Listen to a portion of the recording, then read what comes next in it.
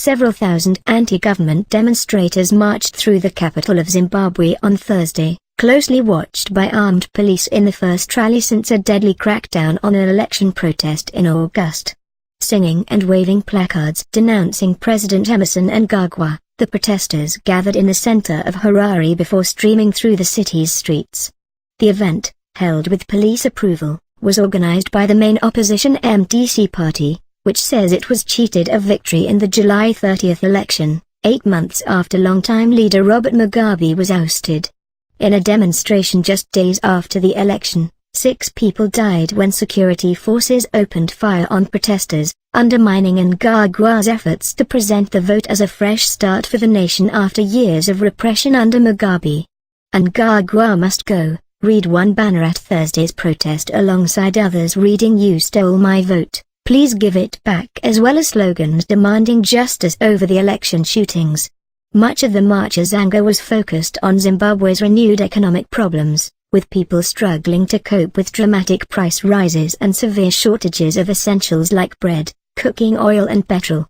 The protesters chanted praise for MDC leader Nelson Chamisa, who claims he was the rightful winner of the election. "Zimbabweans are suffering. The country has no fuel," he told the crowds. "When we united against Mugabe, we did not expect this crisis. Our lives are worse off. We are not going to fight Mr. Mnangagwa with guns because we do not believe in guns," Chamisa added, with the event passing off peacefully. Mnangagwa, who took power after Mugabe was forced to resign by the military in November 2017, promised to revive the ruined economy after he won the disputed election.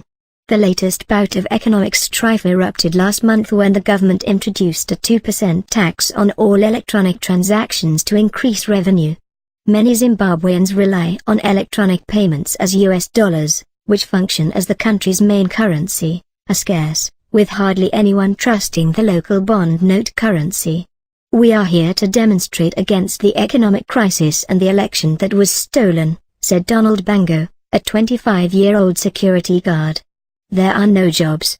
The current government is not doing anything to fix our problems," he told AFP. "Prices of basic commodities are going up and we cannot access drugs from pharmacies," said Rachel Chakunetsa, a 53-year-old widow who was at the demonstration.